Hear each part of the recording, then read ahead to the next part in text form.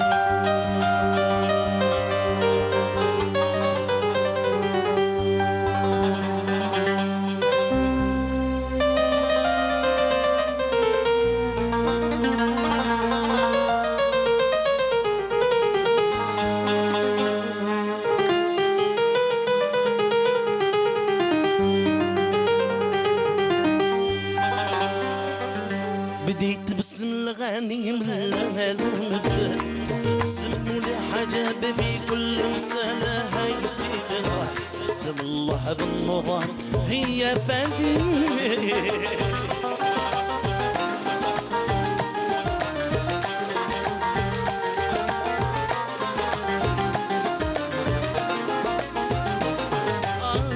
فيه ظل تيقيني وعليه ننتكل واللي يدكتوا على الباري تعالى هاي سيدنا يضبر بالفرحة والهنا والبالي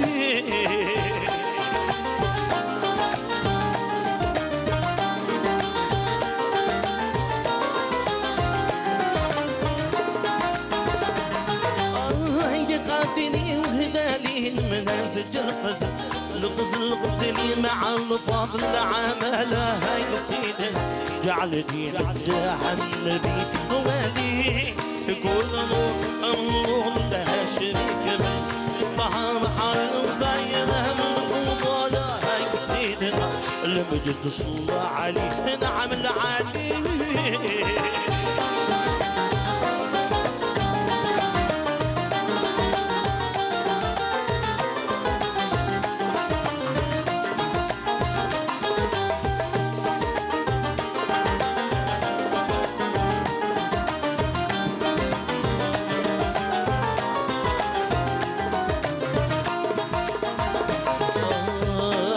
يصلي وعلى الرسول بدر الزين مكمول مخلق الله بحاله مخلق الله بحاله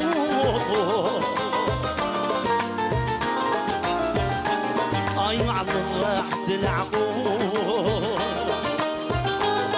مول السيف المسلول أزم العذاب صالوا أجم العذاب صالوا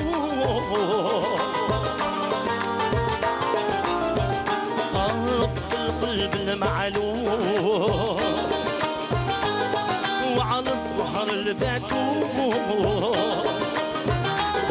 زوج تعالي بحلاله زوج تعالي بحلاله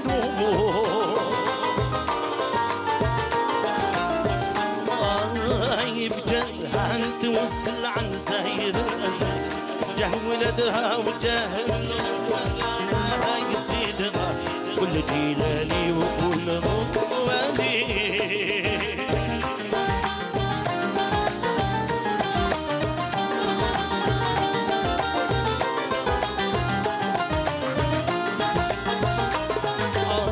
بجاه مولاي إدريس الطيب الفحم والجهل مدينة مولاي في الشتاء هاي سيدنا مولاي عبد السلام والباقي كل نور من نور لها شريك ما بحر الوفاي مهم الفضلاء يا سيدنا بجد صلى عليه نعمل عليه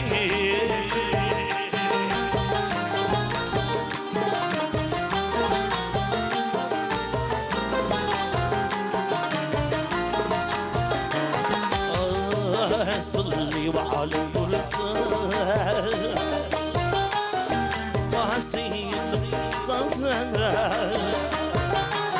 والرضا على أهله والرضا على أهله من مرض والحلال والزهرة والسوحة والمشتري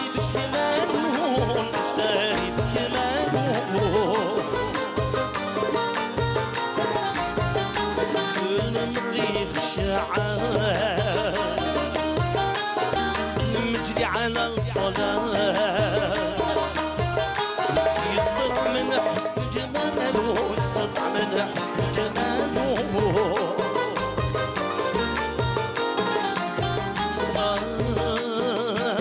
يا وتريا شلت نوار محمد لبست من ديبة هرشة على هك سيدنا الغبي تجوجري الليالي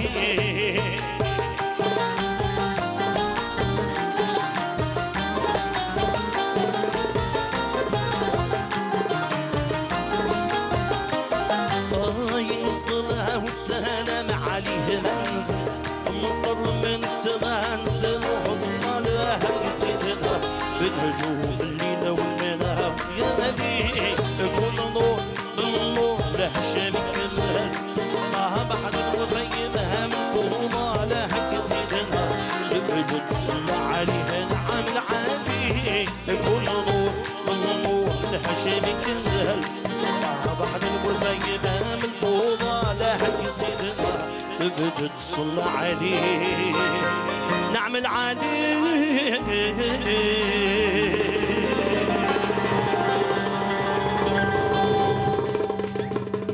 Bravo, merci Samir et merci à l'orchestre Le Behja. Donc Samir qui va nous rejoindre. Le temps pour moi de présenter mes invités. Comme je le disais tout à l'heure, mesdames et messieurs, beaucoup d'invités nous ont fait l'honneur d'être parmi nous ce soir pour justement célébrer cette fête de Ashura avec nous. Et je commencerai par monsieur Ghaliga Hassan. Bonsoir. Bonsoir. Ashurtek Moubaraka. Bonne année. Oui, aussi, tout à fait. Pour le nouvel an Hijri. Exactement. Merci à vous d'avoir accepté notre invitation. Et ce soir, avec vous, donc, nous allons parler du côté spirituel et religieux de la fête de Ashura. Est également parmi nous Madame Sreyer, épouse Luna aussi. C'est ça, oui. C'est sa première télé. Oui, c'est ça. Merci à vous d'avoir accepté notre invitation. C'est moi qui vous remercie. Donc, Ashurtek Moubaraka également. Donc, vous êtes passionné de patrimoine et de tradition. Et avec vous, ce soir, justement, nous allons parler des différentes coutumes et traditions que revêt la fête de Ashura. Oui, c'est ça. Merci. Et puis, Madame Bereziga est également avec nous. Donc, vous êtes pâtissière. Oui. Oui, et aujourd'hui, l'art culinaire, on va dire, sera à l'honneur grâce à vous, puisque nous allons parler des différents plats que nous préparons pour Ashura, à l'occasion d'Ashura, dans les 4 coins du pays. Tout à fait. Oui. Et enfin, Samir Assemi nous a rejoint. Merci. Oui, bonsoir. Merci pour l'invitation. Merci Samir, merci pour votre interprétation. Merci beaucoup. Et merci à vous d'avoir accepté notre invitation également. Donc, mesdames, messieurs, merci. Et je vais commencer par Ahmed Ghaliga Hassan, qui va justement commencer par nous parler un petit peu de toute la symbolique de la fête de Ashura. Après l'introduction, le prélude de Cheikh Samir, je pense qu'il a bien résumé parce qu'il a très bien choisi le titre. Et là, on est vraiment dans les lumières de Sidna Mohammed alayhi salatu salam. Et pas que ça, parce qu'il y a la lumière de Sidna Mohammed alayhi salatu salam, il y a aussi la lumière des prophètes qui sont passés avant lui, en l'occurrence Sidna Moussa alayhi salatu salam. Donc Ashura, c'est la symbiose entre les deux traditions célestes, donc Zouj Sharaïa Samawiya, din islami ou din Sidna Moussa Sidna Moussa, Taurat, qui ont été intégrés en une fête qui est la Ashura, que nous avons hérité de Sidna Moussa et de Sidna Mohammed. Donc la tradition de Sidna Moussa et quelle spiritualité de Sidna Moussa qui est parti chercher Dieu dans l'histoire qu'on connaît, Sinaï, lorsqu'il est tombé évanoui. Ça, c'est une grande, c'est une spiritualité très spéciale, la spiritualité de Sidna Moussa, avec la spiritualité de Sidna Mohammed alayhi salam. Donc tout ce qu'il a passé, Ghar Hira, tout ce qu'il a appris, les jeûnes qu'il a fait, l'abnégation qu'il a démontré, l'ascétisme qu'il a fait. Et puis quand il se déplace à Médine, donc pour changer de société, pour créer la nouvelle société islamique, là il trouve une communauté juive qui est là ancrée. C'est une communauté arabe qui sont là, qui sont de la région. C'est des autochtones, c'est des locaux, ils sont chez eux, mais ils appartiennent à une autre tradition. Donc qu'est-ce qu'il fait ? Lui qui a déjà jeûné à Ashura quand il était à la Mecque, il intègre Ashura de cette communauté pour intégrer la communauté encore dans tout ce qui est la société islamique, qui n'est plus dorénavant la société musulmane ou la communauté musulmane, c'est la société islamique, donc qui intègre toutes les traditions. C'est ça la symbolique de la Ashura. Donc il y a plein de perspectives qu'on peut avoir sur Ashura, il y a plein de discussions, il y a plein de traditions, donc on peut en parler en long et en large. Donc, mais en gros c'est ça, donc c'est l'intégration de cette communauté dans notre tradition islamique qui a créé déjà, qui a donné le lancement de l'islam universel qui va sortir de Médine. Ce n'est plus le travail sur soi qui se faisait à la Mecque, c'est un message divin, universel qui va sortir de Médine. C'est ça Ashura. D'accord. Alors Ashura, c'est l'appellation arabe. Exactement. Ashura vient de Ashra. Oui. Donc c'est un comptage, c'est le 10e jour de Muharram. Qui met Tassoua, ça vient de ça. Ne me demandez pas parce que ça n'existe pas. Tamouna et Saboua, ça n'existe pas. Donc il y a Tassoua et Ashura. C'est des spécificités de la langue arabe, de quelques langues aussi, qui se permettent le luxe d'inventer des mots à partir de racines. Donc on a Ashura qui vient de Ashra. Donc c'est le 10e jour de Muharram. Donc qu'est-ce qu'il y a eu? Donc il y a le départ de Sidna Mohammed à Médine. Oui. Et là, il trouve que la communauté juive est en train de céélébrer un jour. Donc, les célébrations chez les juifs, chez les hébraïques, c'est des célébrations en général qui revêtent un caractère de tristesse. Parce que c'est toujours l'exil, c'est toujours la perte de quelqu'un, c'est tout. Mais là, spécialement, c'est non. C'est la victoire qui a été faite de Sidna Moussa sur Pharaon. Donc, il y a eu, on connaît l'histoire, donc, et là, ils célébraient ça spécialement. Et le prophète, alayhi salatu salam, il leur dit, je suis prioritaire de Moussa sur vous. Moussa, c'est une tradition qu'il intègre. C'est un fait très important, c'est un fait culturel très important qui a été fait. Donc, intégré. Par exemple, on a vu, par exemple, je vais vous raconter un fait historique ici en Algérie. Après la défaite des Français devant les portes de Constantine en 1836, quand ils sont revenus, c'est la défaite, ils avaient peur. Donc qu'est-ce qu'ils font? Ils prennent ce qui restait de la mosquée de Sayyida, donc Jama' Ben Nigro qui était à Saht Chouhada, et ils le déplacent vers Jama' al-Kibir, là où sont les arcs qui sont devant l'entrée. C'est des arcs qui existaient, c'est des arcades qui existaient dans Jama' Sayyida. Donc ils l'ont intégré en leur disant, oui, c'est un fait civilisationnel, nous intégrons cette tradition islamique, donc ça fait partie de nous, donc on fait partie de vous et on partage dorénavant quelque chose. C'est un fait très important, la symbolique est très importante. Sidna Mohammed, bien sûr, ce n'est pas la colonisation qui l'intéresse, c'est le fait d'intégrer cette communauté et de leur dire, dorénavant, vous faites partie de la société islamique. Même si vous n'êtes pas musulman, vous allez conserver vos droits, vous allez conserver, mais vous avez aussi vos devoirs devant toute la société. Donc, c'est un fait très important.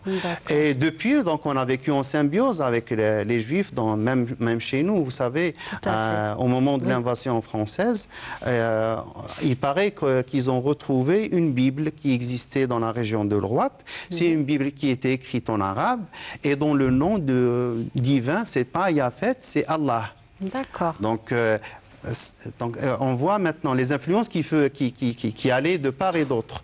Donc, c'est la même société avec deux traditions religieuses qui étaient différentes. Voilà. D'accord. Alors, Monsieur Greg Hassan, il paraît qu'on ne célèbre pas Ashura, mais qu'on commémore des événements qui sont passés.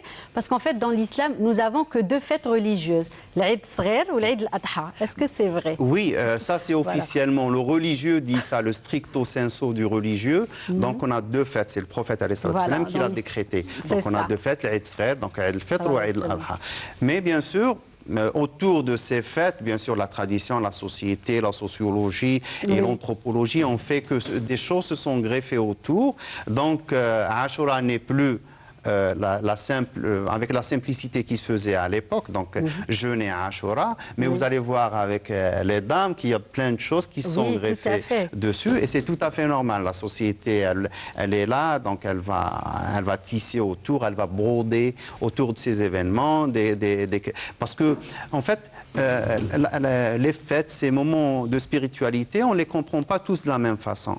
Donc il y a les gens qui sont les docteurs, les ulama, donc leur approche est différente, le commun des mortels, les petits, donc, et toutes ces parties de la société, on ne peut pas les ignorer. Les femmes aussi qui sont chez elles, donc il y a les gens qui vont à la mosquée, il y a des gens qui restent chez eux, il y a les petits qui vont, donc toutes ces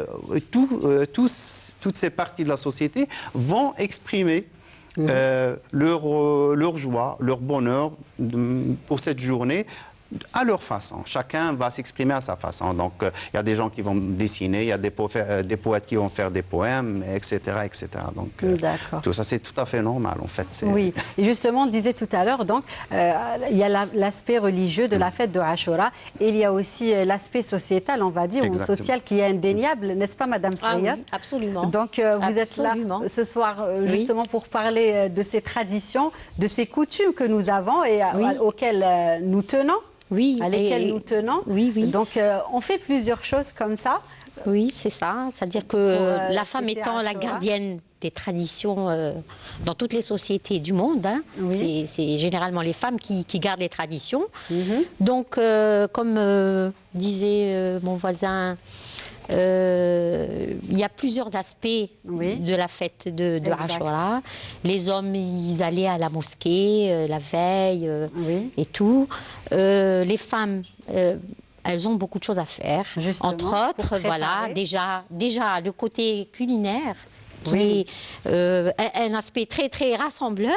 Oui, très important pour Ashura. Très important, parce que si on se rassemble, il y a toujours quelque chose à manger. Voilà, quelque chose à manger. C'est ce qui rassemble le plus la nourriture.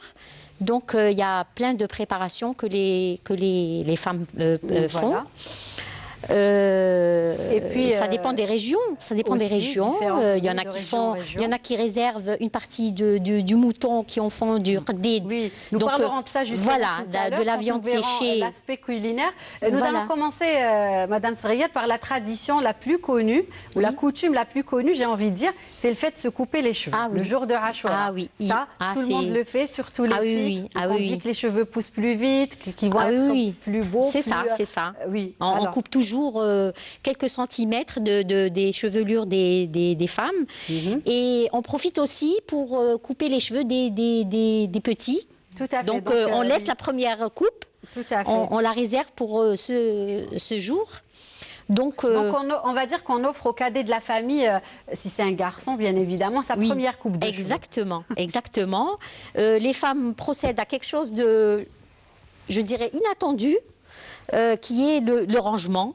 Oui, je voudrais vous faire intervenir, Samed Lassemi. Je sais que vous avez des garçons. Est-ce que vous vous rappelez, ils sont grands maintenant, si vous ou votre épouse, justement, a fait ça, couper les cheveux?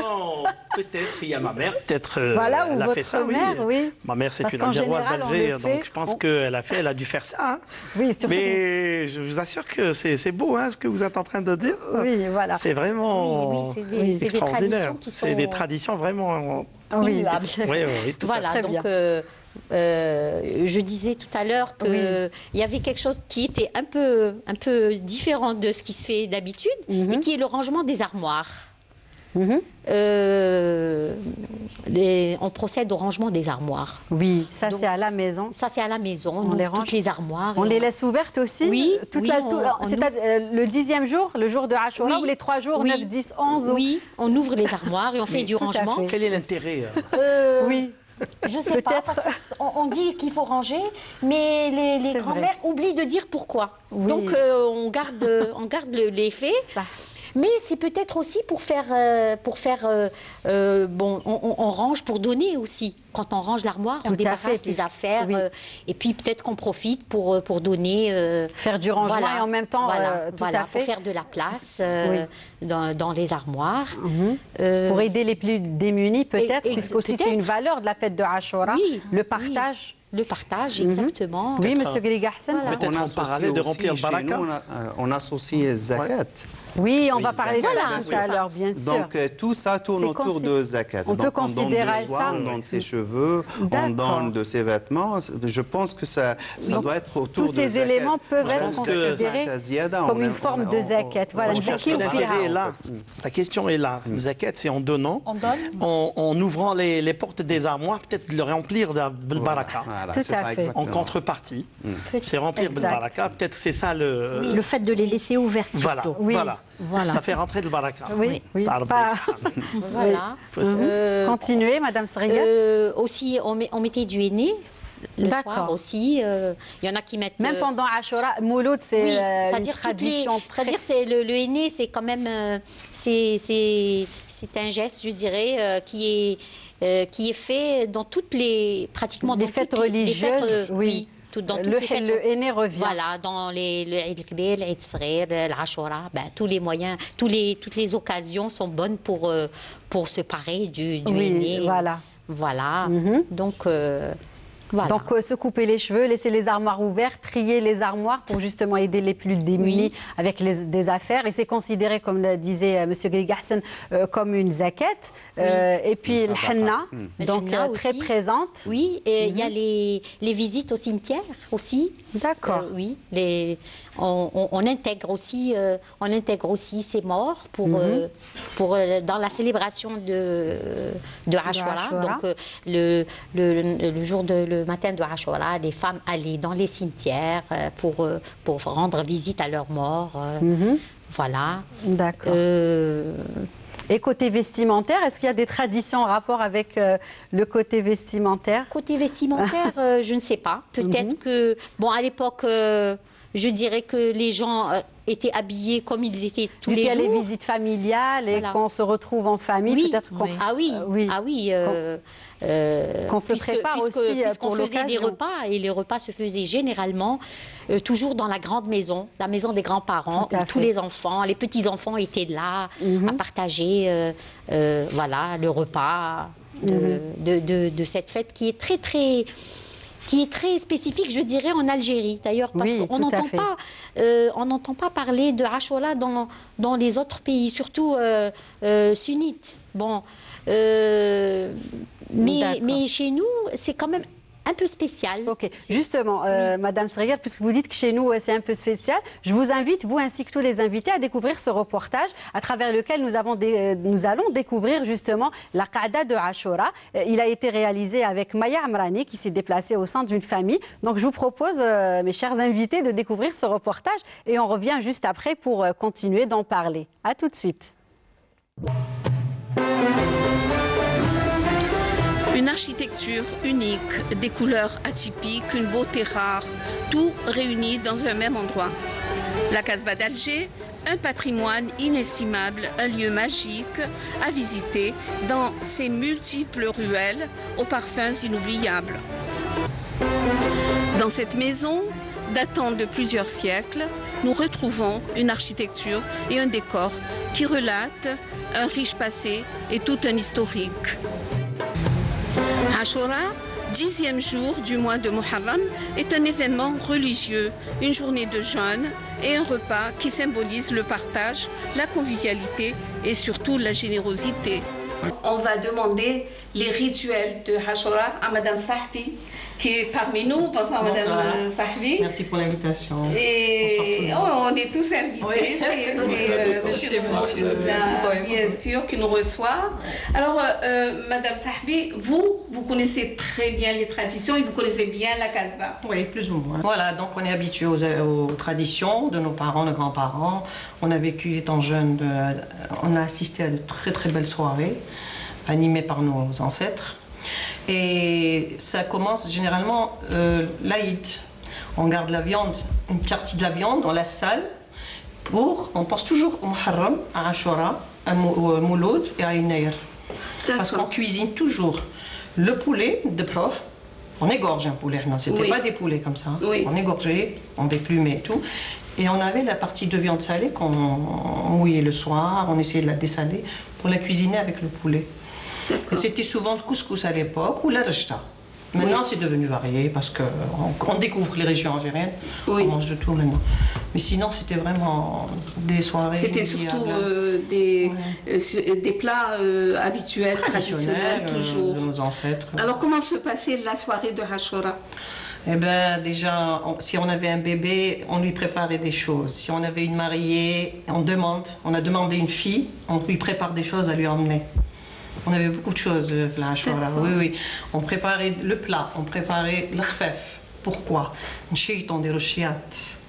يقول لك ديري الخفاف الناعمه تخمر دونك الخير يزيد وي رابور الخميره يافي الفيل توجور بوزيتيف اون بوزيتيفي توجور على ليبوك وخفيف وعلاش خفيف لاني جوز خفيفه jamais مشاكل on prenait tout du côté positif donc il y avait des issues pour tout ce qu'on entreprenait ما نخافوش كامل on avançait toujours on faisait pas marcher ماشي كيما درك alors le peu qu'on avait le peu alors on dit que les femmes se mettent du khol pour avoir l'œil plus brillant et couper les cheveux. Couper les cheveux, coupe les ongles, oui, Izekio, si vous voulez. Elles n'étaient pas riches. Ceux qui étaient riches, Izekio drame, Izekio le mal, Izekio cher, mais ceux qui n'étaient pas riches, c'était leurs cheveux. D'accord. Une partie des cheveux. Et le bébé qui est né, il n'a pas une année, on lui rase toute la tête. Pareil. On lui coupe les cheveux. On lui coupe les cheveux, oui. D'accord. C'est un bébé, t'as رزقه. نديرو في وسط الجفنه نضربو عليه كيما في الناير كيما في الناير لو بيبي اللي يلحق عليه موسم يدخل في ديك الجفنه ويطيح عليه الشتا تاع الحلاوي والمكسرات. Et c'est les autres enfants qui en profitent. Oui, tout le monde en profite. Tout le monde en profite.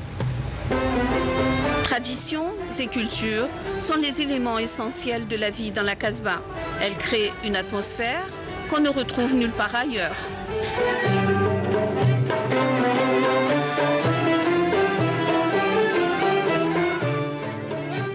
Voilà, donc c'était là un reportage réalisé par Maya Amrani sur les coutumes et les traditions dans la Casbah d'Alger plus précisément. Donc est-ce qu'elle varie justement d'une région à une autre, ces coutumes et traditions? Certainement que ça varie d'une région à une autre. Je dirais qu'il y a beaucoup de choses qui sont les mêmes dans la société algérienne, mais il y a des spécificités, il y a des régions où on donne de la confiserie aux enfants. Oui, tout à fait. Voilà, il y a des enfants qui vont faire du porte-à-porte pour ramasser un peu de la confiserie. Il y a aussi le sud, le grand sud, où la Ashura est fêtée de façon vraiment spectaculaire. Et où il y a des... Déjà très connu l'Asbiba. L'Asbiba, voilà, de Janet, où le Ashura vraiment dure plusieurs jours, la fête dure plusieurs jours. Justement, monsieur Ghaliga Hassan, est-ce que vous pouvez un petit peu nous parler de cette tradition dans le sud algérien? L'Asbiba, à vrai dire, je ne pourrais pas parce que je ne connais pas, mais je sais qu'il y a quelques zaouïas qui profitent aussi de Ashura pour organiser des mawassim. Donc, entre autres, la zaouïa Sidi Abdelrahman Yullouli, l'une des plus anciennes de Kabylie, elle date du 11e siècle de l'Égypte, je crois, 10e, 11e, donc elle a plus maintenant de 5 siècles. Et c'est l'école principale en Algérie de l'Qira'at, la lecture du Coran. Sidi Abdelrahman Yullouli, c'est pas n'importe qui, donc les gens qui vont oser dire quoi que ce soit, donc je les arrête tout de suite pour leur dire, c'était un grand alim, il a fait ses études chez ces deux enseignants qui ont fait leurs études chez Ibn al-Qadi El-Meknassi, qui est l'une des références de l'Qira'at dans le Maghreb. Donc, c'est quelqu'un de grandiose. Il a créé cette école de Qira'at et depuis, on a des centaines de spécialistes de Qira'at. Il y avait même des gens qui venaient de Tunis ou du Maroc pour étudier la lecture du Coran, le Qira'at al-Ashr, dans la Zawiya Sidi Abdelrahman Lillouli. Donc, ils ont choisi d'organiser le Moussem de Sidi Abdelrahman pendant la période de Ashura. C'est tout à fait normal parce que c'est des étudiants qui n'avaient pas de bourse de l'État, qui n'avaient pas de rentrée. En plus, ils sont accrochés dans les cimes des montagnes, il n'y a rien, donc ils n'ont pas de revenus. Donc, ils vont profiter de l'occasion de Zakat, qui est associée à Ashura, pour que les gens viennent chez eux, donc profitent de leur savoir et aussi leur donner tout ce qu'il faut pour qu'ils puissent étudier l'année à venir. Donc, ça, c'est à Sidi Abdelrahman Lillouli et dans d'autres zawiyas qui ont peut-être copié le même schéma de célébration de Ashura. Donc pour la Sbiba, désolé. Oui, voilà, non, il n'y a pas de souci. Donc c'est très connu. Je reviens vers vous, Sam El Assemi. Donc comment vous fêtez justement Ashura dans votre famille? Ben écoutez, comme toutes les familles alors, algéroises et algériennes. Quels sont vos souvenirs également? Peut-être que ça a changé. Non, de toute façon, tout ce qui est religieux, tout ce qui est fête religieuse, je pense que les familles algéroises et algériennes ne passent pas à côté. Oui, elles sont vraiment très branchées sur les fêtes religieuses. Et je pense qu'on l'a passé comme toutes les familles algéroises et algériennes. Bien sûr, le Shta, le Qa'da avec toute la famille, les enfants, ma femme, mes parents, surtout ma famille. Et ça, c'est des occasions, justement, c'est une occasion de revoir un petit peu la famille, de dîner tous ensemble. De se retrouver. C'est important, c'est important. Et puis, surtout salat an-nabi alayhi salam, ou salat, ou une fois pour essayer de raviver un petit peu la religion, notre religion, la ibad sacrée. Et puis, oublier la pandémie qu'on est en train de passer, de subir. Mais comme toutes les familles, on l'a passé, alhamdoulilah, en famille, toujours. Très bien. Voilà. Madame Sreyat, et vous, comment est-ce que, justement, comment vous l'avez passé? Voilà, on la passe... Comment vous l'avez préparé cette année? Voilà, en faisant un bon repas, déjà. Voilà, en faisant ftaïr. Oui. Parce que avant, les gens garder une partie du mouton pour faire du qdid, pour faire un bon couscous. Mais bon, aujourd'hui, les enfants, c'est plus à l'ordre du jour. Le qdid d'aujourd'hui, les enfants généralement n'aiment pas ça, donc on fait autre chose, on fait un autre plat. Des plats qui passent comme le rishta ou encore. Rishta, ftaïr. Est-ce que vous êtes retrouvés en famille avec les proches? Ah oui, voilà. Avec les enfants, les petits-enfants. Est-ce que vous avez coupé les cheveux? Est-ce que vous avez mis du henné? Est-ce que vous avez rangé vos armoires cette année? Du henné, oui. Du henné, oui. Les armoires, pas encore. D'accord. Parce qu'on triche un peu. On n'a plus le temps, on va dire. Voilà. Donc on garde, je dirais, le meilleur, qui est la convivialité. Tout à fait. Voilà. Et le partage aussi. Et le partage aussi. Et aussi, voilà, la charité. Tout à fait, voilà. Très importante, M. Ghaliga Hassan, pour Ashura. Exactement. Il ne faut pas oublier les gens qui jeûnent. Donc, c'est ça la vraie tradition. Oui, aussi, on va parler de ça, bien sûr. Il a demandé aux musulmans de jeûner. Il a promis que s'il serait vivant l'année d'après, il jeûnerait Tassoua et Ashura, donc 2 jours, pour être en déphasage un peu différent des Juifs qui voilà, justement, on va parler de ce jeûne. Voilà. Alors, je voulais en parler tout à l'heure, mais là, puisque vous avez commencé, nous allons continuer. Donc, certaines personnes jeûnent le 9e jour, d'autres 9 et 10. D'autres personnes font les 9e, 10e et 11e jours. Quel est le plus juste, d'après vous, M. Ghaliga Hassan? Le plus juste, c'est de jeûner. D'accord. De jeûner et de se dire qu'on s'inscrit dans la tradition du prophète alayhi salatu wassalam. On ne va pas s'écarter, on ne va pas s'improviser super moumnine, donc on n'est plus moumnine que Sidna Mohammed alayhi salatu wassalam. Non, c'est notre maître, c'est notre professeur, donc de tout enseignement vient de lui. Lui, il a jeûné le 10e et il l'a fait physiquement, donc il l'a fait. Ça, on le sait. Et il a dit que si Dieu me prête vie, Inch'Allah, je ferai Tassa ou la Ashar pour être. Tout à fait. Maintenant, il y a des gens qui peuvent rater pour une raison ou une autre Tassa, donc il se rattrape le 11e jour, donc tout simplement. Voilà. Maintenant, on voit récemment, on a de nouveaux... un nouveau madhab qui s'est inventé, il dit que par exemple si l'Ashura tombe un vendredi, donc eux ils ne vont pas faire le carême, ils ne vont pas jeûner le vendredi. Donc, et là c'est complètement faux parce que on ne fait pas le vendredi siyam si c'est une nafila. Maintenant, nous, on ne va pas jeûner le vendredi, on va jeûner Ashura. Même si Ashura tombait à minuit, on va jeûner Ashura à minuit. Donc, j'exagère un peu pour être... c'est un peu le passage. Exactement. Donc, c'est important, on jeûne Ashura, peu importe le jour, si c'est un samedi ou un dimanche, on jeûne Ashura. Donc, bien sûr, l'année lunaire, elle change, 10 jours et tout. Donc, ça passe, ça circule dans toutes les journées. Donc, on fait Ashura tout simplement. Donc, le 9e, le 10e et le... Il y a aussi un autre point très important, c'est le rôle des mosquées. Donc, surtout avant, qui donnait beaucoup d'importance à Muharram quand il rentrait. Donc, ils préparaient les gens moralement à faire leur zakat. Donc, dès que Muharram se rapprochait, tous les prônes, tous les doros dans les mosquées parlaient de zakat. Il faut préparer, donc il faut que les gens payent leurs dettes, il faut que les gens se règlent entre les uns les autres pour que ceux qui ont dépassé le minimum puissent donner leur zakat.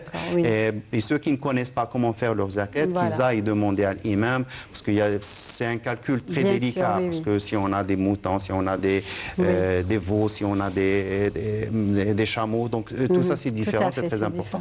Donc on va poser la question au bon moment pour être prêt le jour J, soit tout le mois de Muharram, pour payer le... Maintenant vous allez me dire pourquoi Muharram? Pourquoi? Parce que chez nous on dit Ashro, et pour certains pensent que l'Ashur vient de Ashura, etc. En fait, la zakat était payée à Muharram. J'ai vu des gens même dire que c'était sans fondement. Ça n'a pas de... C'est les gens qui ont inventé ça. Ça, c'est pas vrai. Il faut qu'ils fassent très attention.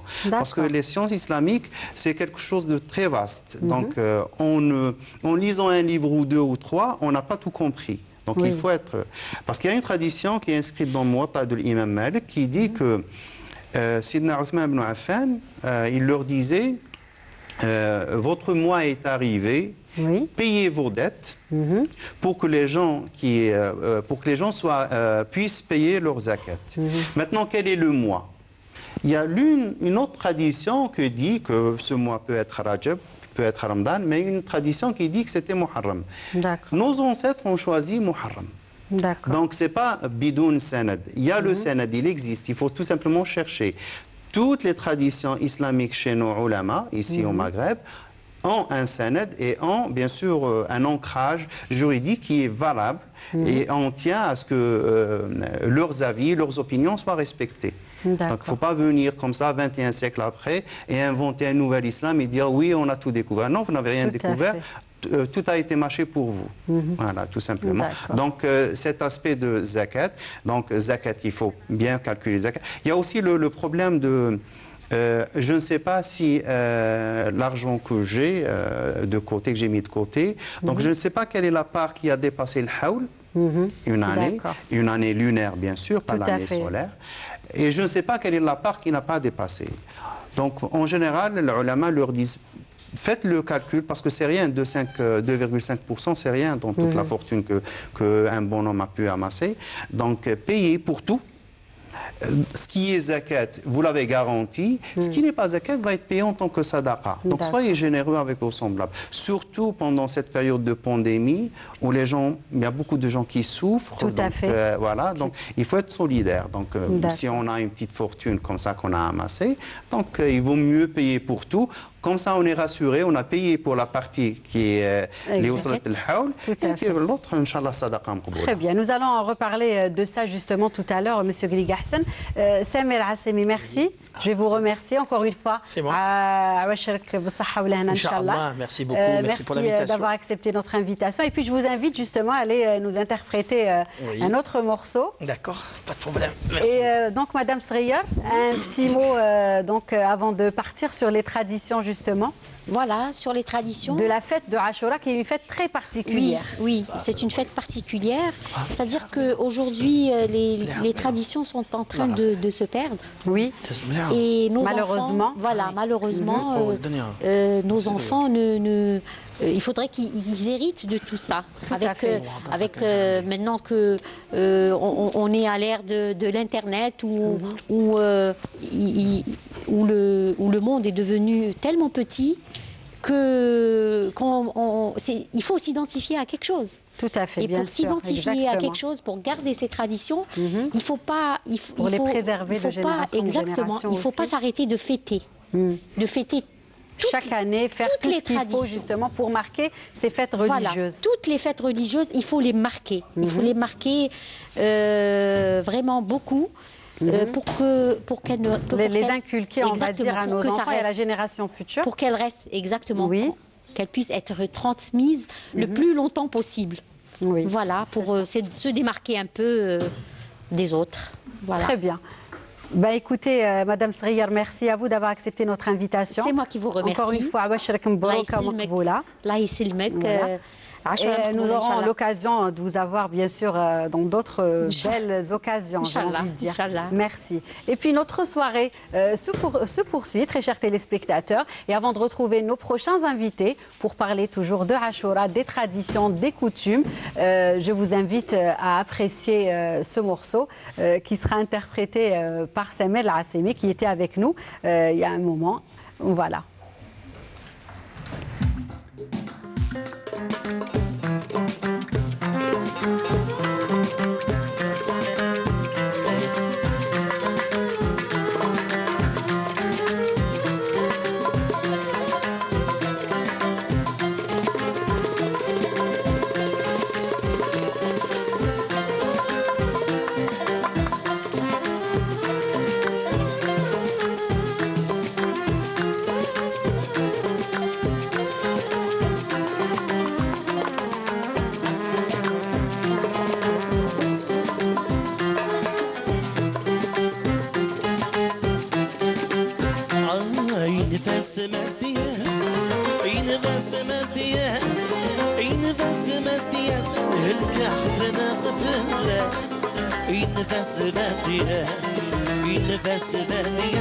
حزنك تروح في الناس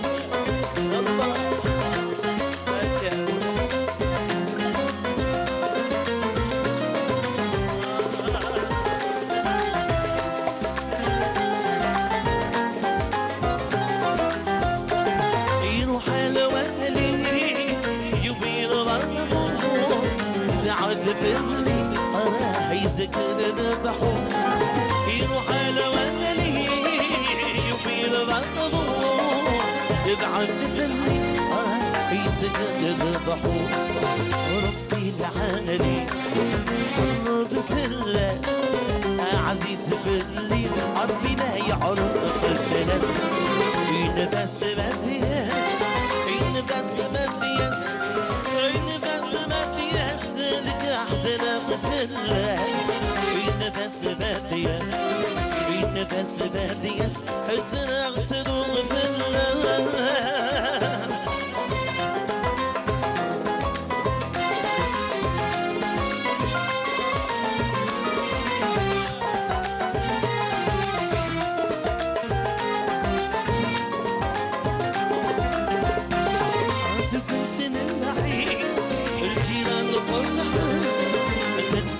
أنا وحيد ربي ما لينا حزن دباسن الوحيد الجيران فرحان أنا وحيد ربي ما لينا حزن رب الليل بركات حواس سرحة سبريس إن شاء الله ديوم يفوس إن شاء الله أين بسم الدياس أين بسم الدياس أين بسم الدياس أحسن الناس ينفس بالدياس ينفس بالدياس زنق زنوق باللس درت أفا درت أفا درت أفا قد عزيز توحدنا درت أفا عزيز وحمد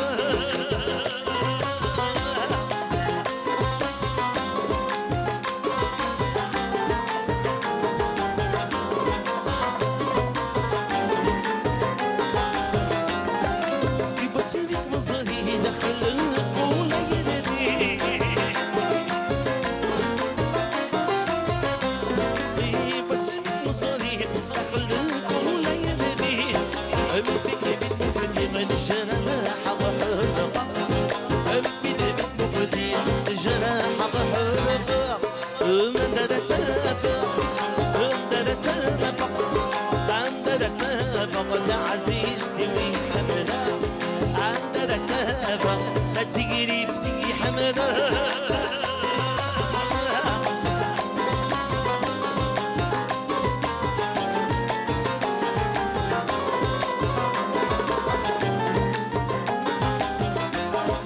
كيما انت رجل صيناني لتنقول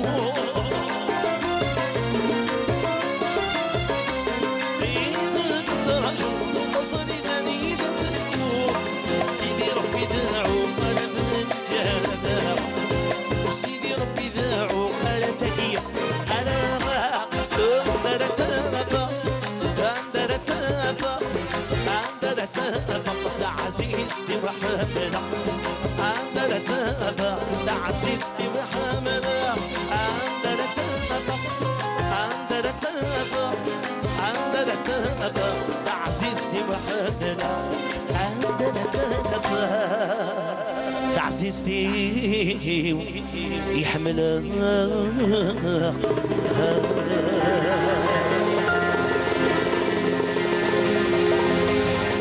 Merci Samir, merci pour cette belle interprétation. Une chanson qui parlait de Ghorba, un clin d'œil justement à toute la communauté algérienne qui vit de l'autre côté de la Méditerranée. Et nous savons que vous êtes nombreux à nous regarder ce soir, surtout que c'est le week-end.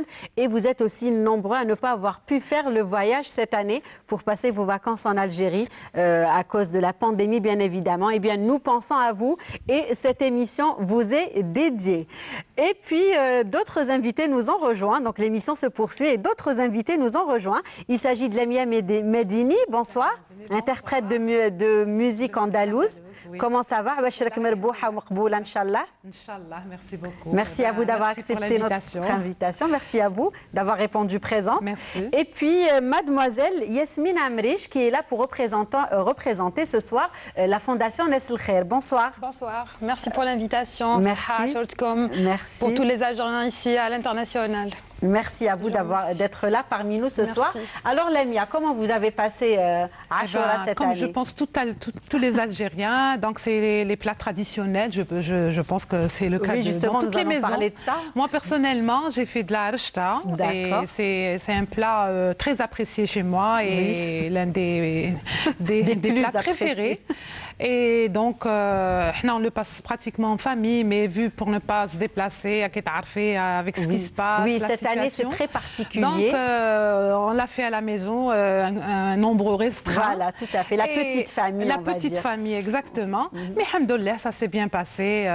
Nos traditions, les coutumes hadouma, c'est très agréable. Ça nous permet de nous réunir et d'être à table, tout le monde à table à la même heure. Exactement, donc, de se retrouver à table tous ensemble. Absolument. Vrai que... Et là le lendemain, bien sûr, c'est les gâteaux qu'on prépare, les gâteaux traditionnels. Comme je vois là, qui prime, c'est un gâteau ainsi que le Madame Bereziga va tout nous dire sur ces gâteaux. Elle n'aura plus de secret. Ah oui. Donc merci surtout les gâteaux traditionnels. Allah Ibarak. D'accord. Je remercie enfin, je félicite la dame qui a fait tout ça. Oui. Et vous, Yasmine, alors comment vous avez passé la fête cette année? Alors nous, on a l'habitude de la passer en famille, mais vu la situation actuelle, ne nous permet pas de la passer en famille, de se retrouver en famille. Donc chez nous, alors il y a ceux qui aiment le rechta, il y a ceux qui aiment le trtoura, et il y a ceux qui aiment aussi couscous bilqaddit. Ne me dites pas que votre maman prépare 3 plats. Oui, parce qu'il y a plusieurs qui aiment, enfin parce que vu que Muharram Gheki Majaz, donc on a déjà fait rechta. Et donc cette fois-ci, donc la Ashura, donc il y a ceux qui aiment le trtoura, il y a ceux qui aiment aussi le couscous bilqaddit.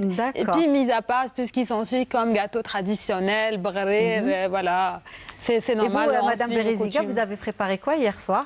Eh ben, nous, on l'a passé comme d'habitude chez ma mère. Inch'Allah. On a été quand même, malgré ce qui se passe, on a été pour lui faire plaisir surtout parce qu'elle commençait à déprimer. Comment se fait-il et tout. Bon, on a fait, comme elle disait, il y avait du couscous bilqaddit à la kabyle entre guillemets, et on a fait rechta. Parce que comme elle le disait, il y en a qui aiment Rechta. Pour faire plaisir à tout le monde. Et comme la génération d'aujourd'hui, ils n'aiment pas du tout le qdid. C'est vrai. Et donc, de moins en moins, on va dire, et surtout les jeunes. Mais la génération qui arrive, on essaie de leur transmettre. Oui. C'est déjà, voilà, on parle déjà de transmission, il faut transmettre, il faut faire. Mais n'empêche, personnellement, j'ai beau essayer, ils n'aiment pas. Ah maman, qu'est-ce que tu nous as fait? Donc c'est Rechta poulet. Et on a fait couscous à la Kabyle. Très bien. Et c'est trop bon. Oui. Donc justement, Monsieur Griga Hassan, donc on commence déjà à préparer Ashura dès l'Adha, on va dire, puisqu'on laisse une partie de la viande, donc on va la saler, la laisser sécher et justement l'utiliser pour Ashura. Est-ce que ça s'est toujours fait, on va dire? Je crois que oui, parce que des fois, on est devant des traditions qui sont plus que millénaires. Des fois, c'est des traditions. On sait très bien que le couscous, c'est déjà à l'époque numide, il existait déjà. Donc, ça fait très très longtemps, 2, peut-être 3 siècles. Donc, par exemple, la tradition de Orbaïn, donc quand on a quelqu'un qui meurt, on sait très bien que c'est quelque chose qui est attesté déjà au 2e siècle de l'Hégire à Kérouan. Donc, elle a plus de 12 siècles. Donc on s'imagine que, et il ne faut pas oublier que nous sommes, comme disait Mme Sriel tout à l'heure, les femmes, elles sont conservatrices. Il n'y a pas que les femmes dans la société qui sont conservatrices, il y a aussi les paysans. Donc les agriculteurs, ils sont très conservateurs. Et comme on vient d'une société qui est de tradition agricole, donc on est une société qui est ancrée dans la tradition. On va pas se laisser faire comme ça. Devant la globalisation, on tient à nos particularismes locaux. Donc on y tient, on se défend, on essaie de faire ce qu'on peut. Donc pour vous dire, vous me posez la question depuis quand on a fait ceci ou cela. Depuis la nuit des temps, depuis que l'homme a commencé à... C'est très très ancien, c'est des traditions. Et des fois, elles changent tout simplement. Il y a des petites variantes, comme dit, on essaie de s'adapter avec tout ce qui est Internet et Facebook maintenant. Même les félicitations se font de l'Aïd à travers Messenger. C'est un peu déprimant. Mais bon, on s'adapte. Bon, cette année, non. Par rapport à la pandémie, on va dire que c'était... on dira que les années précédentes, on s'est entraîné. Mais avant, c'est vrai que, oui, je suis d'accord avec vous, c'est triste. Bon, c'est triste. Mais les localismes, c'est des richesses qu'il faut conserver, parce que viendra le jour où on verra toutes ces traditions dans des musées. Donc, si les gens n'arrivent pas à conserver tout ça chez eux, ils iront payer de l'argent pour les visiter. C'est ce qui se passe en Europe, c'est ce qui se passe dans les sociétés qui ont évolué très rapidement aux dépens de leurs traditions. Maintenant, ils payent de l'argent pour que leurs petits-enfants aillent faire l'expérience d'une petite tradition qui s'est perdue. Chez nous, ce n'est pas le cas. Donc, on a toujours nos traditions qui sont vivantes, essayant de les ressusciter, de les colorer, de les mettre au goût du jour. Mais il ne faut pas les perdre, parce que c'est ce qui fait l'individu est un individu, c'est son identité personnelle. Et aussi, il y a l'identité de toute la communauté, du groupe. C'est ce qui fait la différence. On n'essaie pas de se distinguer, mais on est tout simplement différents. On a un background de tradition qui vient de très loin, donc on est là et on existe. Et on a quelque chose à offrir aussi au monde, à l'universel. On a notre contribution qu'on essaie de conserver. Tout à fait. D'accord. Donc Lamia, justement, en parlant de ces traditions, est-ce que vous insistez justement pour les inculquer à vos enfants, pour les transmettre? Vous savez, c'est de belles choses qu'on doit transmettre à nos enfants, et c'est de très très belles choses. Il y a l'art culinaire, il y a l'art des gâteaux. Je trouve que c'est très beau et franchement, on a une culture qui est très riche. Comment? Quel est votre gâteau? D'accord. C'est mon gâteau préféré. Il y en a. Madame Béréziga, pensez à tout. Alors justement, Madame Béréziga, est-ce que vous pouvez nous parler un petit peu de tous ces beaux gâteaux que vous nous avez apportés? D'ailleurs, j'insiste sur le maqrout. J'ai pensé à ceux qui aiment le maqrout en friture, maqrout la mais là c'est aux dates, ou maqrout al-kosha. Au four, oui. Pour ceux qui ont un problème de cholestérol, pour diminuer un petit peu, parce que là on est porté beaucoup plus. On a tendance à faire attention. Bien sûr. vu toutes les maladies. Tout à fait, oui, pour notre santé, on va dire. Voilà. Donc, chez nous, quand on va chez ma mère, donc ils sont tout contents parce qu'il y a... Il y a la pâtissière, il y a Madame Rania qui va venir. Ah, allô, oui. Alors, Rania, c'est vous, hein? Rania. Oui, c'est moi. Donc, alors, et tout le monde est content parce que après le repas Hadek et tout ça, on s'installe bien, tranquillement. Voilà, on pose le thé, des boissons fraîches et tout. Oui. Et les gâteaux. Donc, oui, parlez-nous un petit peu de ces gâteaux. Tcharak msakkar, tcharak العديان. tcharak msakkar ou مقروط العسل. Je dirais que... comme on dit. Voilà, exactement. Oui. Tout à fait. Plus ou moins, peut-être le baklawa, elle vient après. Oui. Mais beaucoup plus. J'ai fait le maqrout le maqla بالتمر comme somna, donc même mes enfants, chose que je transmets, on essaye quand même. Hein. Oui. J'insiste là-dessus, comme on est en train d'en parler. C'est pas parce qu'ils n'aiment pas le qdid, ou le khlia, comme l'appelle, bon, il a plusieurs oui, tout à fait. appellations. Tout dépend des régions. C'est pas parce qu'ils l'aiment pas que je vais pas faire. D'accord. Ben non, je fais. Vous n'aimez pas, ok, je respecte. Disait justement. Voilà, vous n'aimez pas, je respecte, mais je fais. L'essentiel, c'est que ça soit fait, qu'il y ait l'odeur à la maison. Oui. Il faut. D'ailleurs, ils sont rentrés chez ma mère. Ah,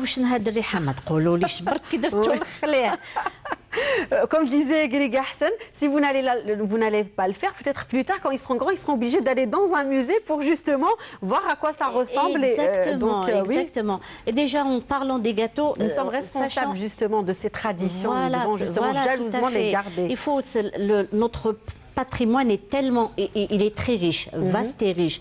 Donc c'est à nous déjà de le valoriser et le valoriser, en parler tout à fait. De différentes façons. Bien sûr, médiatiser, on va dire ces rendez-vous exactement, tout religieux. À fait. Et il y a aussi la transmission. Ouais. Moi, j'en connais, aujourd'hui, ils sont nés, c'est des nièces, hein. Elles sont nées en France, elles sont, la dernière, elle a 27, 28 ans. C'est encore plus compliqué pour la communauté qui vit. Pas du tout.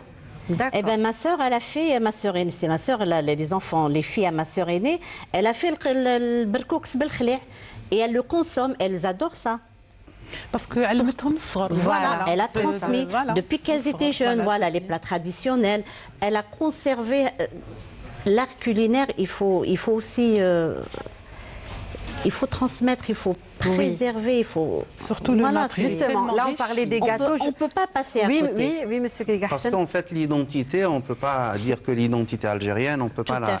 Il y a l'identité, il y a l'identité sonore, il y a l'identité de l'odorat, il y a l'identité des couleurs, il y a l'identité de la décoration, parce que quand on est dans un cadre comme ça, donc il y a des arabesques, on se retrouve, il y a quelque chose, même si on n'a pas connu, mais en nous, il y a quelque chose de très très vieux, peut-être qui nous vient de nos gènes, qui fait qu'on se retrouve dans un cadre et on est à l'aise. Par contre, si on manque de ça, elle disait l'odeur du qdid, parce que elle va voir, quand ils seront plus vieux, eh bien, ils reviendront au qdid. Moi, j'ai vu des gens qui n'aimaient pas l'ondalo quand ils étaient jeunes, en vieillissant, donc dès qu'ils dépassent le seuil des 30 ans, donc ils reviennent, ils deviennent nostalgiques, ils reviennent au Chabi, ils reviennent au Haouzi, ils reviennent à l'ondalo. Et ils redécouvrent et ils me disent ah mais c'est riche, il y a des mélodies terribles, ah oui, parce que vous avez vécu toute votre vie avec le jazz, vous croyez que l'andalou c'est pas riche, c'est très riche, il y a plein de mélodies et c'est comme ça. Donc, mais il faut que ce soit à la portée de tout le monde. Bien sûr. Il faut que ce soit, parce que toutes les villes, elles ont leur identité particulière. Vous rentrez dans une médina, il y a l'odeur de tout ce qui se prépare dans les maisons.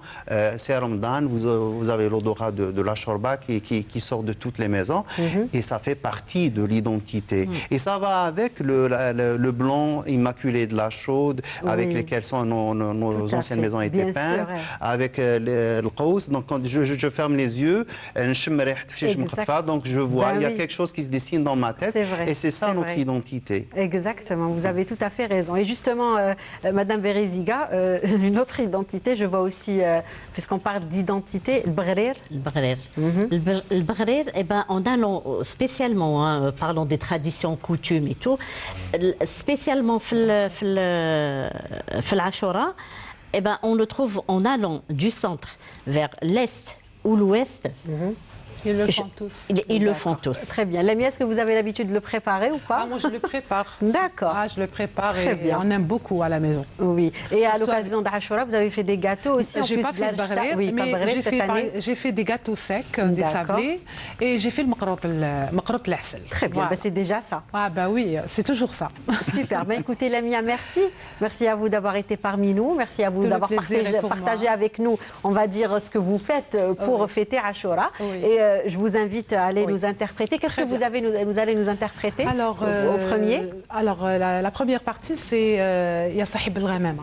D'accord. Voilà, et la deuxième partie, vous allez voir. Ça marche. Je vous invite à aller vous préparer. Je continue avec Madame Bereziga. Donc, on parlait du Bahrir. Bahrir, Ashura, je pense que c'est pas que je pense parce qu'on côtoie vu le voisinage. Oui. Donc allant de l'est à l'ouest, des quatre coins du pays, on va dire. Ils le font, ils le font, beau et grand pays. Tous. Donc il est typique. C'est une identité. D'accord. Voilà. Et il y en a qui le prennent avec la selle ou sinon le sherbet. D'accord, très bien. Vous aimez ça? Oui. C'est votre maman qui les prépare, j'imagine, ou vous avez le temps? Moi aussi, oui. Moi, je suis sur YouTube, donc ça faisait longtemps, mais maintenant, ça va. Je m'y mets. Oui, moi, nous, on est très traditionnels. Moi, personnellement, je suis très coutume. Je suis très traditionnelle. J'aime tout ce qui est plat traditionnel, Bahrir. J'aime bien ce genre de plat. Je suis très. Vous êtes une amatrice. Très à l'ancienne, voilà. D'accord, très bien. Donc, je disais tout à l'heure, vous représentez la Fondation Nesl Khair. Et justement, vu que le partage, la convivialité, donc ça représente aussi la fête de Ashura. C'est ce que vous faites, j'ai envie de dire, au quotidien, au sein de votre fondation. Donc nous, la fondation, déjà, dès le début, on était sur le terrain depuis le Covid. Donc on était les premiers sur le terrain. Donc on avait fait la création de la cellule Nesl Khair Emergency, qui est dotée de matériaux et des équipements aux normes internationaux. Donc c'était parce que vu qu'on était obligé d'être sur le terrain, et il y avait même, c'est-à-dire il fallait vraiment se protéger soi-même et afin qu'on puisse protéger les autres. Et donc on était vraiment dotés du matériel très performant aux normes internationaux. Et donc voilà. Puis après, c'était le mois de Ramadan. Donc on ne s'est pas arrêté le mois de Ramadan parce que nous on avait l'habitude de faire le grand chapiteau Eid Fitr. Et cette fois-ci, vu la situation actuelle, donc on n'a pas pu. Donc on a changé juste de Eid Fitr Njiblik Fitr. Voilà. Donc vous avez un petit peu réadapté votre. Voilà. Et donc cette fois-ci, c'est fait. Mais tout cela se fait à l'échelle nationale, parce que Nesl Khair était à l'échelle nationale. Donc c'était une Njiblik Fitr, c'était au niveau de Biskra, Oran, Alger. Et ici, sur nos communes, plusieurs communes, plus de 25 communes, on a fait la distribution des repas. Écoutez, nous allons continuer justement de parler de toutes les actions que vous avez entreprises avec toute votre équipe. J'imagine que vous n'êtes pas toute seule. Le temps pour moi de vous inviter à apprécier vous-même, donc mes invités ainsi que les téléspectateurs, à apprécier cette chanson interprétée par Lamia Medini. Et je vous retrouverai juste après. À vous, Lamia.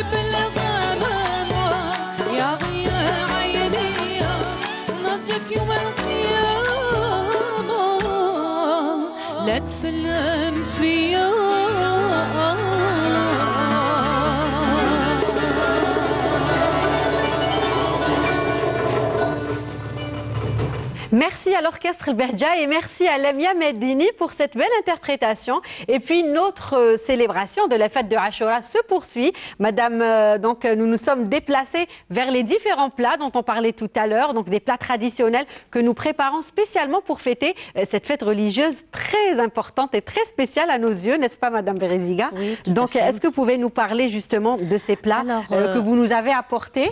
Avec plaisir. De quoi il s'agit? Voilà, donc quand on parle de tradition, coutume, bon, entre autres l'art culinaire. Tout à fait. Quand on parle de couscous sauce blanche, c'est d'accord. Donc le premier plat, c'est un couscous sauce blanche. Voilà, c'est le couscous sauce blanche, typiquement algérois.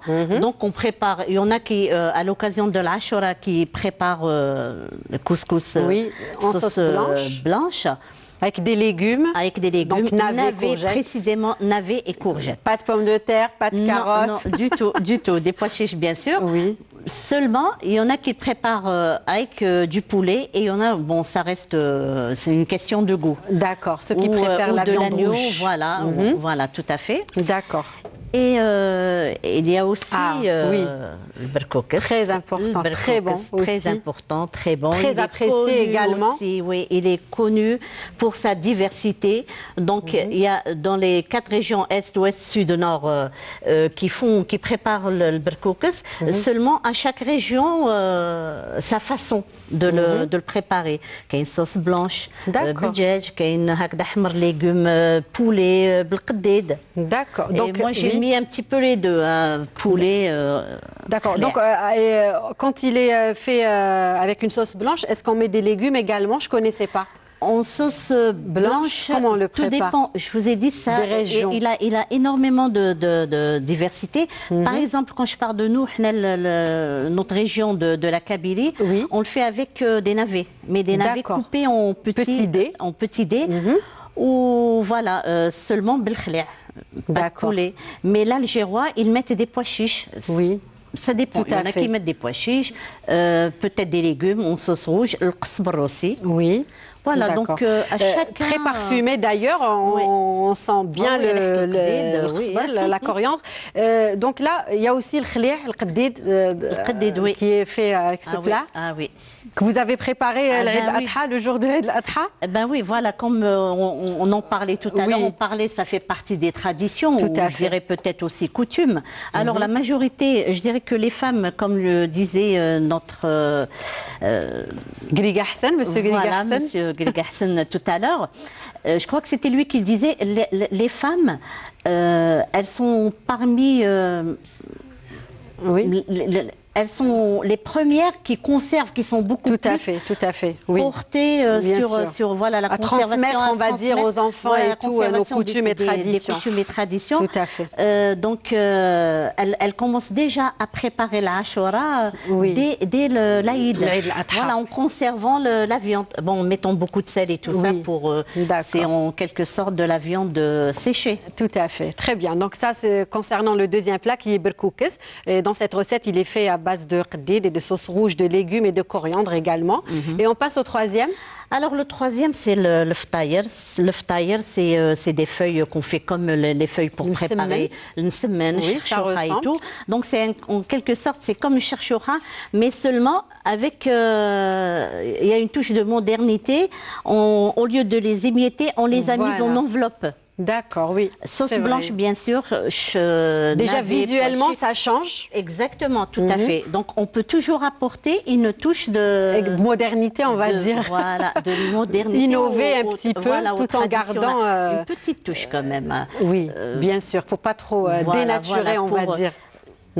Il y a des plats, je dirais peut-être, ou des gâteaux où on pourrait vraiment modifier le gâteau en conservant les mêmes ingrédients, mais changer la forme, changer un petit peu la façon de faire. Mais en parlant des plats traditionnels, je pense qu'il reste tel quel. Tout à fait. C'est pas mon point de vue, je parle pas à mon nom, mais voilà, c'est général. Oui, je pense. Donc ftaïr avec une sauce blanche comme celle qu'on prépare pour faire rechta. Oui, tout à fait. Voilà. Et à la fin, on fait dorer un petit peu notre viande de nos poulets dans un peu d'huile, du beurre, ça reste... Après les avoir cuits en sauce, dans la sauce. Comme par exemple, les cherchoura constantinoise, une fois, mais il faut rouler et tout ça avec la sauce et tout. À la fin, ils prennent leur viande ou leur poulet, ils le font revenir.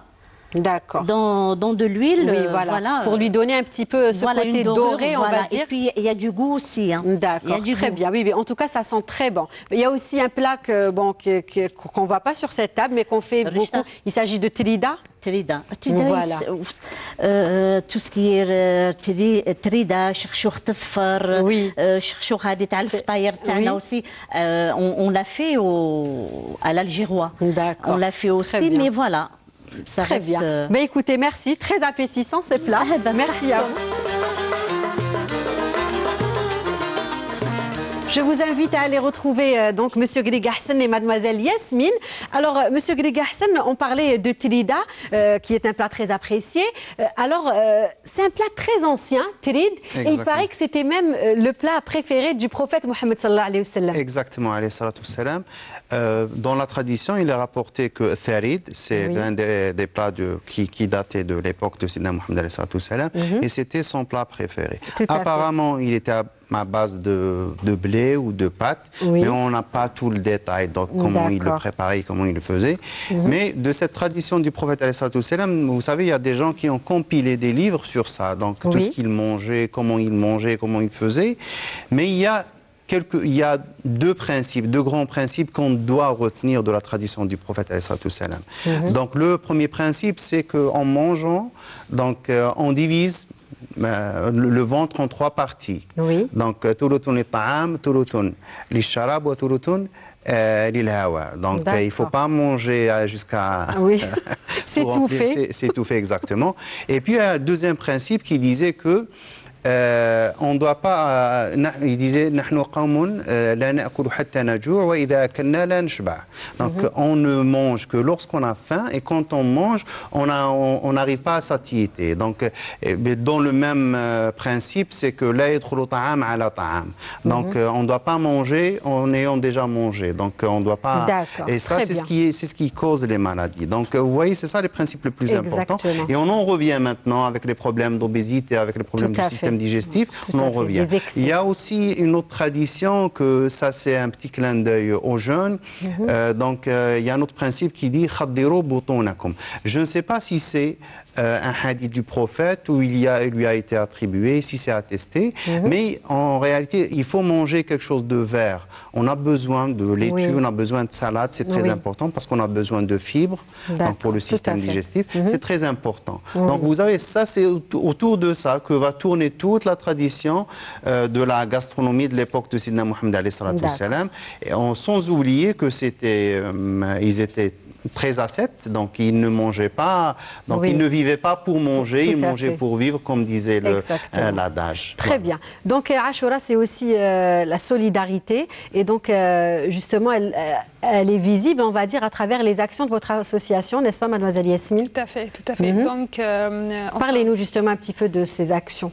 Alors tout à fait, on vient juste de terminer, on a terminé le mois de Ramadan, puis ensuite on a tout de suite enchaîné l'Aïd.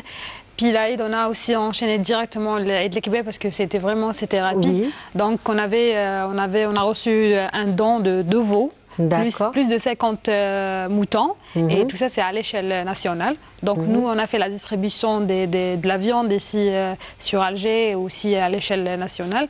Et aussi, nous continuons toujours pour la distribution des koufas, parce que vu la conjoncture actuellement et la situation, donc on sait très très bien qu'il y a beaucoup de personnes qui sont à l'arrêt par rapport à leur situation, à la situation actuelle du Covid. Et donc nous sommes toujours c'est-à-dire on est toujours dans la distribution des koufas, et depuis le Covid, donc on est dans les 20 000 koufas à l'échelle nationale. Et nous continuons toujours. Vous ne vous arrêtez pas. Nous ne nous arrêtons pas, voilà. Et puis aussi, on a aussi, même pour la Ashura aussi, on reçoit des appels à travers des gens bien aisés, tout ça, qui veulent vraiment faire des dons. Et nous, vu le database Tana, donc on leur donne, c'est-à-dire... On leur donne, c'est-à-dire les noms de famille, afin qu'ils puissent... Vous les informez des gens nécessiteux, parce qu'il y a beaucoup de personnes qui ne savent pas où aller, ils ne connaissent pas les gens qui sont dans le besoin. Donc nous, on est là pour ça, donc on les oriente vers ces familles afin qu'ils puissent les aider et tout ça. Monsieur Ghriga Hassan, ces actions sont gratifiantes justement de toutes ces associations, de la part de ces associations? Dans des conditions générales, dans des conditions d'aisance, c'est le fada'el.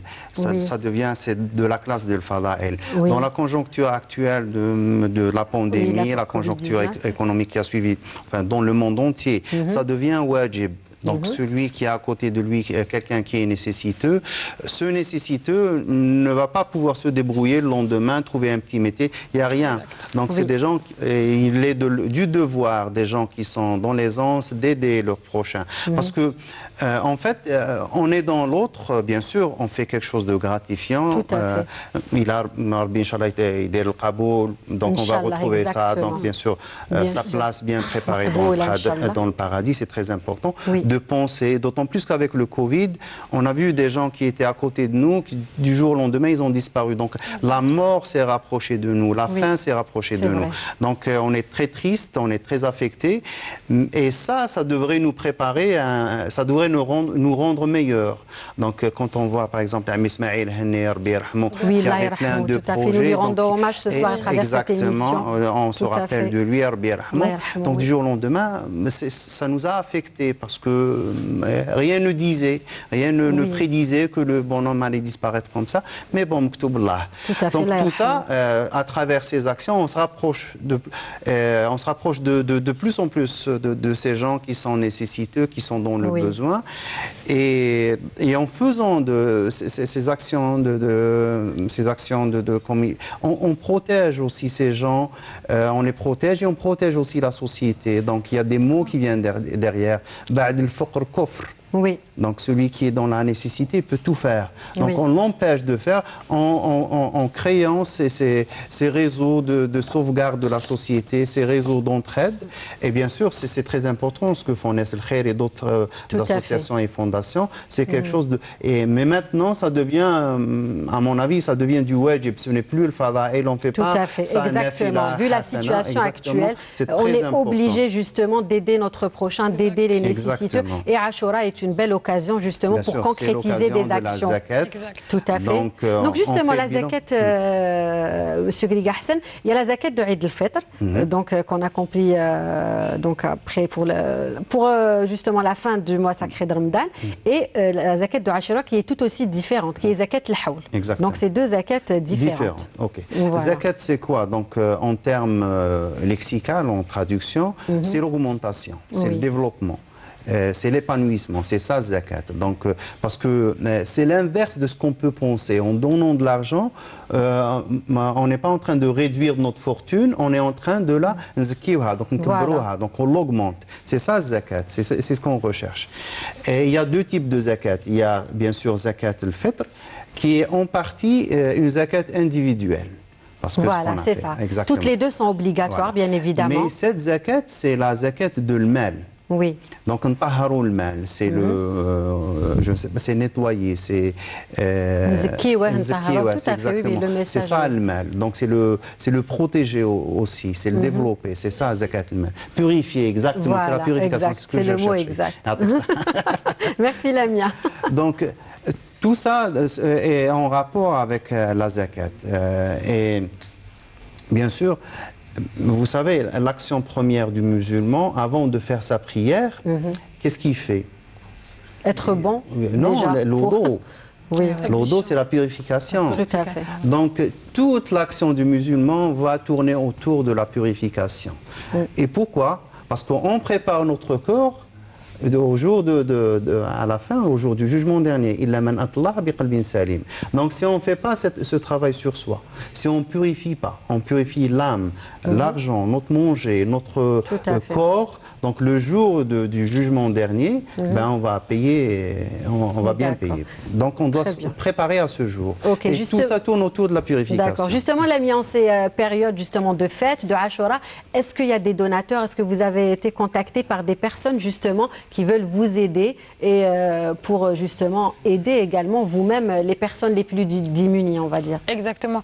Donc nous, on a les appels, c'est-à-dire déjà on a nos appels sur notre page officielle, puis aussi on a 2-3 lignes téléphoniques et tout ça, ça se passe à l'échelle nationale. Donc exactement, déjà qu'on a des appels tout au long de l'année, pas rien que les fêtes religieuses, mais aussi dans les fêtes religieuses, Ashura, Muharram, l'Aïd, on a beaucoup d'appels, il y a beaucoup de donateurs, que ce soit c'est-à-dire des opérateurs économiques ou que ce soit des particuliers. Oui, voilà. D'accord. Donc, par le biais de votre association, ils peuvent justement faire des actions de solidarité pour aider les personnes nécessiteuses. Donc, on est les intermédiaires entre les donateurs, les opérateurs économiques ou les particuliers, vers les familles qui sont dans le besoin, qui sont en situation, c'est-à-dire surtout, je précise surtout maintenant actuellement la situation est un petit peu, c'est-à-dire pas, c'est-à-dire il y a beaucoup de personnes qui se sont retrouvées, c'est-à-dire sans travail, à l'arrêt, vu certains D'accord. Et justement, métiers. Quelle est la nature de vos dents,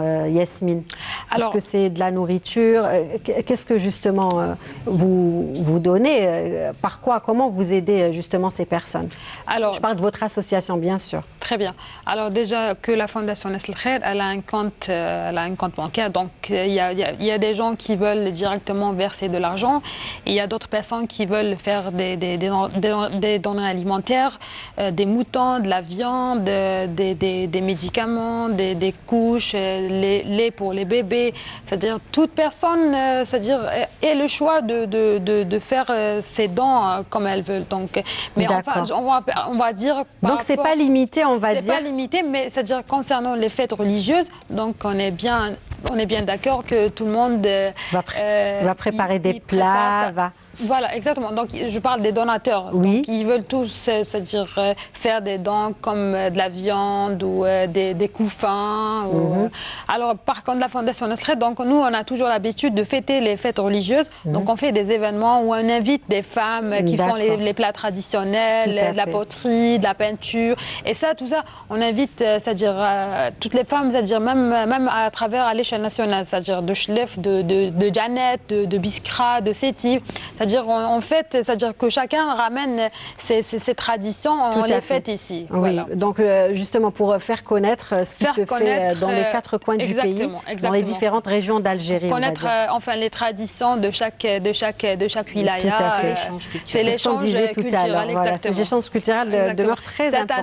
Cette année, oui, on n'a pas pu, c'est particulier vu la situation. Donc voilà. D'accord. Donc Monsieur Ghaliga Hassen, j'aimerais aussi qu'on parle de l'importance de Ashura dans la solidarité communautaire avec l'organisation de la traditionnelle Ouzia par exemple, ou encore Timshert, ça s'appelle Timshert en Kabylie. Voilà.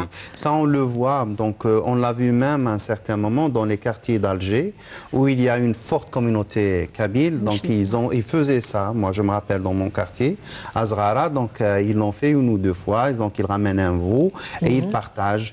En fait, c'est le partage dans la discrétion en préservant la dignité des gens. Tout à fait. Donc chacun contribue avec ce qu'il peut. S'il ne peut pas, il n'y a pas de problème. Et quand on partage à part égale, tout le monde va manger de la viande. Tout le monde va faire son couscous, il va le faire chez lui, s'il veut inviter comme il veut.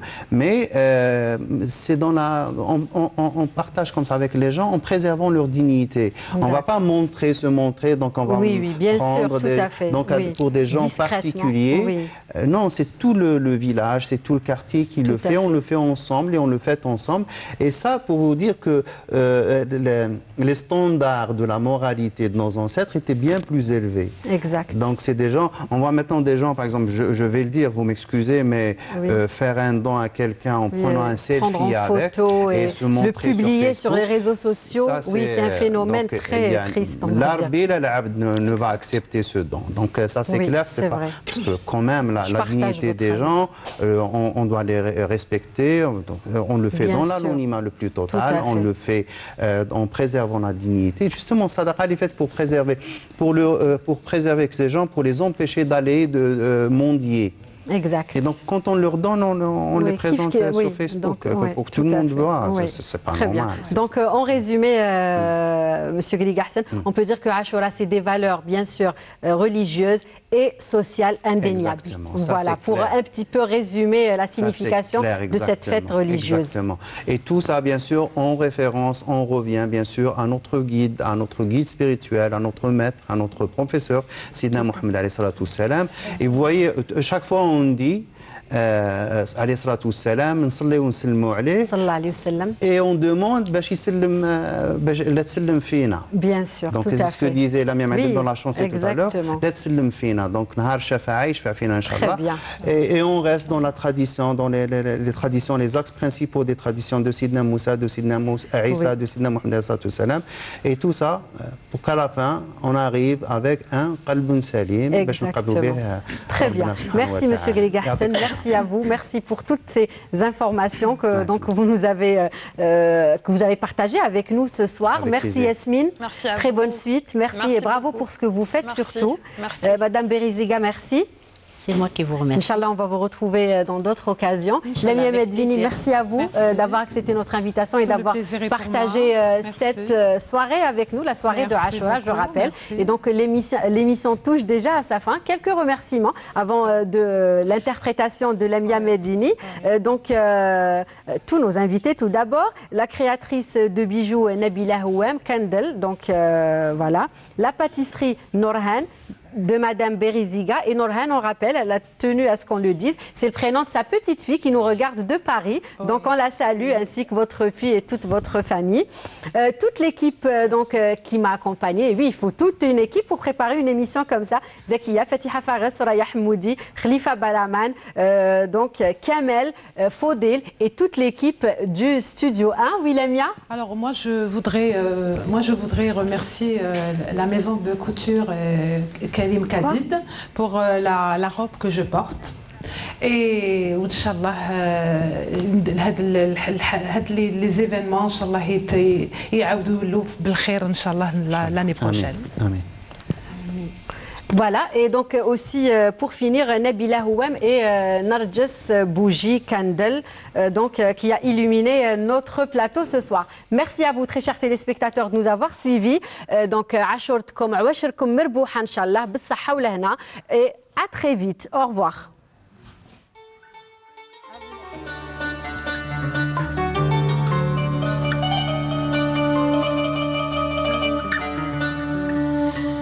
يا ربي سهل لي زورا كبرني للجرارة انشهد نور قلبي الزهرة طاهر روح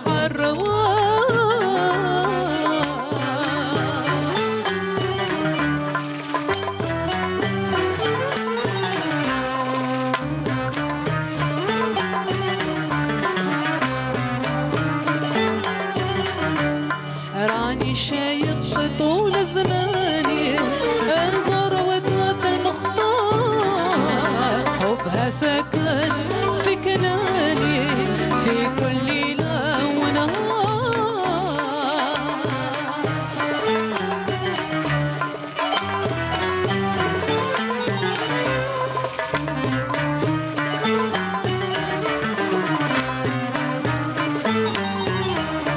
يا ربي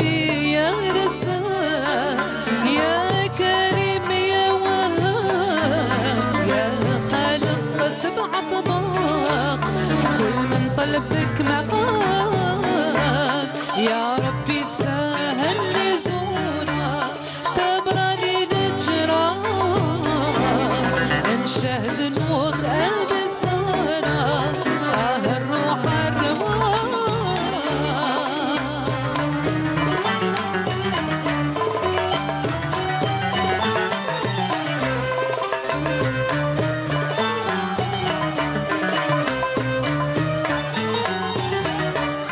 نكمل قصدي ومنايا يهضع الأمين يكمل فرحي وهنايا يرتاح قلبي الحزين